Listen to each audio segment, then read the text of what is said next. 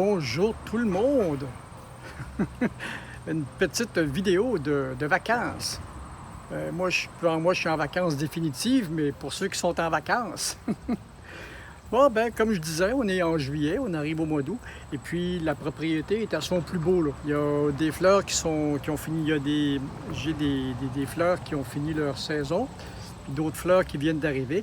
Entre autres, à ce temps-ci de l'année, ce qu'on a, c'est toute la propriété est pleine de... Attendez, je vais vous montrer les fleurs en question. Mes lys royaux achèvent. La propriété est envahie par ces belles marguerites blanches. Il y en a partout. Ça, j'en avais planté à une place ou deux, puis ça s'est étendu avec les années, là. Puis j'ai laissé pousser ceux qui montent. J'ai celle-là dans le fond. J'ai celles-là dans le fond qui sont les dernières que j'ai implantées qui viennent de cette plate-bande-là. J'en avais planté 3 ou 4 et puis là, ça l'a envahi au complet. Puis, regardez, j'avais planté une variété de chardon il y a quelques années. J'en avais un seul. C'est beau à ce temps-ci. Ça, c'est pas beau longtemps, par exemple. Ça dure peut-être une semaine. J'en avais acheté un. Puis maintenant, ben, il s'est disséminé partout. Je les ai transférés.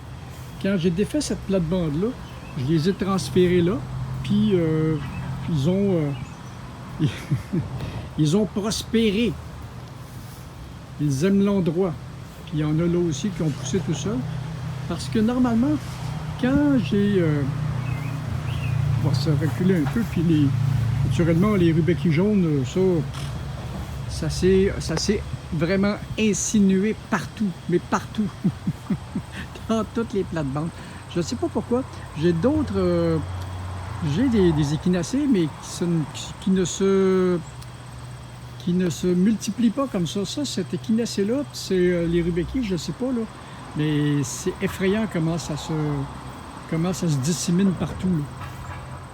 Et puis c'est ça, je vais vous montrer. Quand j'ai monté cette plate-bande-là, j'avais défait cette plate-bande-là. Puis l'année suivante, elle a recommencé à pousser. Et puis, ben, je l'ai laissé pousser, puis je l'entretiens. Ça me fait un beau coin de verdure aussi. Puis il y a toutes sortes de choses là-dedans aussi, là. Naturellement, comme elle est très à l'ombre, les fleurs sont un petit peu moins exubérantes. Mais quand même, puis c'est dans cette plate-bande-là que j'en vois un peu tout. Donc, si ça pousse là, puis c'est intéressant, bien souvent, je vais les transférer ailleurs. Donc, on continue.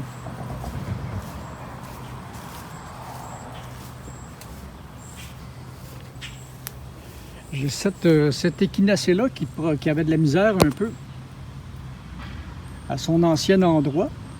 Puis maintenant, ben, sa nouvelle place, elle a l'air de l'aimer, elle prospère. Donc, on va la laisser là. Avec les rosiers. Les rosiers ont fleuri une partie de l'été. Là, c'est terminé. Naturellement, il va falloir que je trouve une solution pour les scarabées chinois parce qu'ils mangent les fleurs à mesure. Il fallait que je passe le matin. Les scarabées chinois mangent les fleurs à mesure. Il fallait que je passe de bonne heure le matin, que je les ramasse tous, puis que sur l'heure du midi, je repasse encore, puis j'en ramasse encore d'autres. Donc, cette année, en faisant ce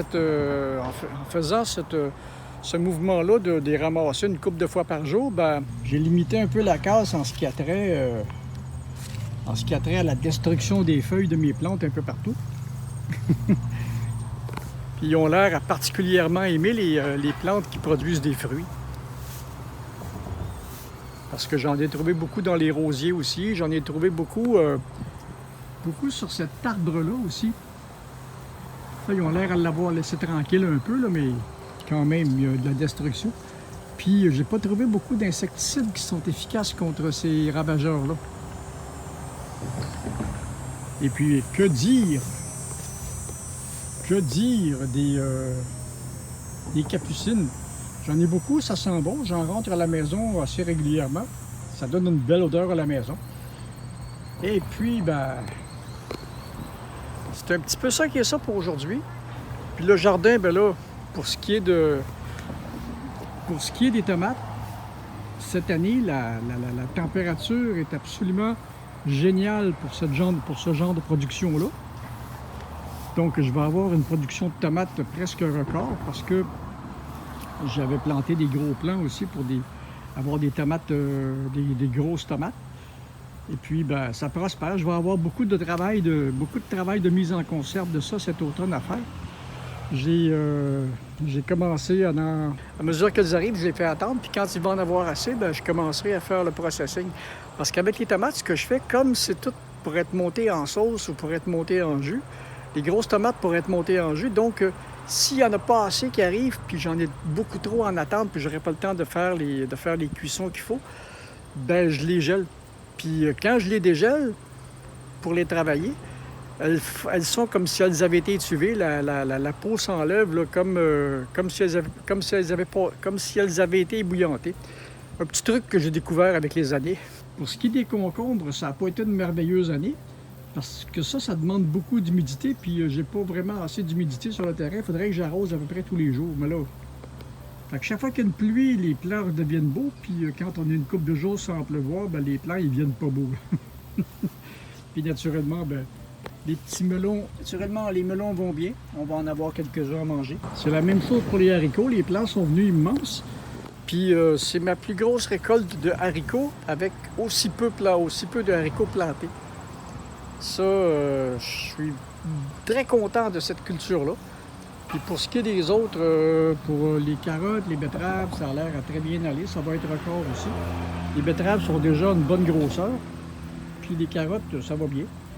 Les carottes, j'ai ameubli la terre plus profondément. Donc, on devrait avoir des carottes qui sont un peu plus longues.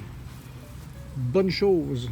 Puis, ben, les poivrons, ben, ça va bien ça aussi. Donc cette année, d'habitude je voyageais un peu l'été, mais cette année j'ai comme pas le goût de voyager. Je suis comme dans une période où je suis comme qui dirait en repos total. Tu sais, ça fait depuis que j'ai 15 ans que je travaille 40 heures par semaine, même pas 40 heures, mais que je travaille puis que j'ai des heures de fou.